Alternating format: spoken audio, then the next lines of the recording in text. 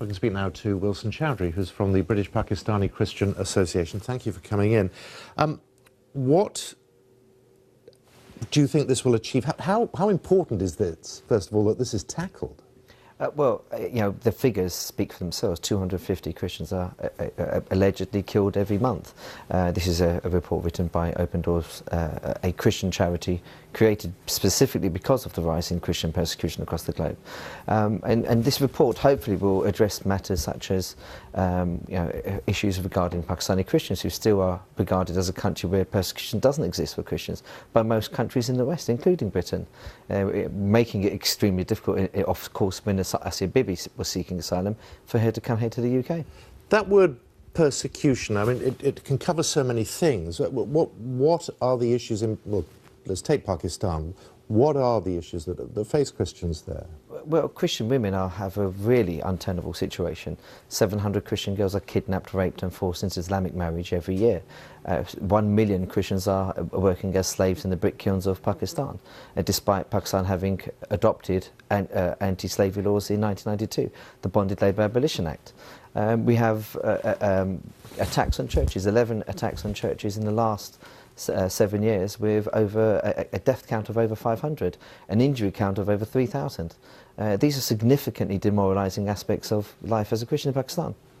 This isn't a new issue. Why do you think it is that we tend not to talk about it as much as we perhaps do others? Is it a case, and there is speculation, that we're perhaps a little concerned political correctness is taking over these arguments? Of course it's political correctness. I mean, the very fact that a while ago I spoke at an APPG for International Religious Freedom, working with Lord Alton and Jim Shannon, and I remember at the meeting Lord Alton came up with a wonderful idea of altering the way we put our focus across for Christians who are being persecuted by calling for genocidal victims to be regarded as a priority for asylum in the West.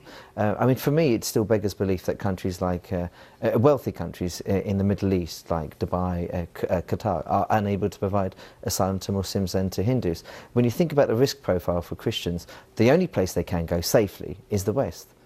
A review by the Bishop of Truro is one thing, but what you're describing is a global issue. Is there something that the UN perhaps is already, but should be doing? Well, the UN seem to have a lackadaisical approach when it comes to assessing persecution for minorities. When I went to the UNHCR with Lord Alton regarding the 7,000 Pakistani Christians who were there, they were telling us that their position on Pakistan itself was taken from the British Foreign Office policy. It beggars belief that to this age, the UN hasn't got its own principles and focuses in place, and that they're referring to countries such as Britain. Although we did have a much vaunted position, perhaps this report could help the UN and other nations make a more worthwhile Let's just talk about Asia Bibi, because your organisation has helped fund her legal case. I mean, how important are cases like that in highlighting this? Well, Asia Bibi's case has highlighted to the world just how bad this persecution is in Pakistan, and how the intolerance has encompassed the entire population of Pakistan. Around 90% of people in Pakistan want Asia Bibi dead, simply because she drank from a well, and in retaliation to the berating she got from Muslim co-workers, she simply said, "My Christ died for me, what did Muhammad do for you?"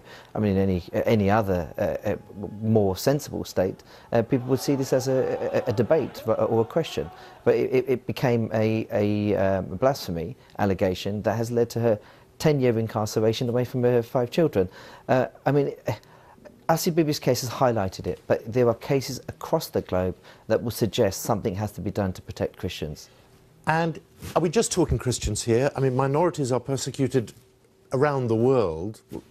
I mean, this affects not just Christianity, clearly. But Christians are like the canary in the mine. If they're being persecuted, then you know that other minorities are being persecuted. When you find Christian persecution in India, you will then find the other minorities who are being persecuted there too, and likewise in Pakistan. But without a doubt, just the sheer numbers would suggest Christians need some form of priority. And the very fact that they are unsafe in Hindu nations, in Muslim nations, and in Buddhist nations, when you think about the re-persecution of Christian asylum seekers in Thailand, it would suggest to me that without a doubt the world needs to recognise Christians need a safe haven. So this review, what are you hoping that it would achieve when it comes out in April? It will change the stance of many Western nations. Already America seems to be moving in the right direction. I mean, they have blocked migration from certain countries, depending on the type of persecution found there, and including the United States Commission for International Religious Freedom only recently asked for Nigeria and Pakistan to be included to that list. I think Pakistan has now been added to that list. It will hopefully change the UN position, make them realise that persecution of Christians does exist. But in particular, I will talk about the Moria camp and other UN camps. Christians are being persecuted within the UN camps themselves. As a consequence, very few ever stay in them. I mean, we have a victim who escaped via a shipping trawler under a canvas. We've got a video of it on our website. And he was unable to get UN-based asylum on the Greek mainland because they were telling him, because of a geographical restriction, he would have to return to Moria camp where he was being persecuted. It just doesn't make sense, and the UN will definitely have to review their current processes. It's very good to come and talk about it. Wilson Chowdhry, thank you very much. Thanks.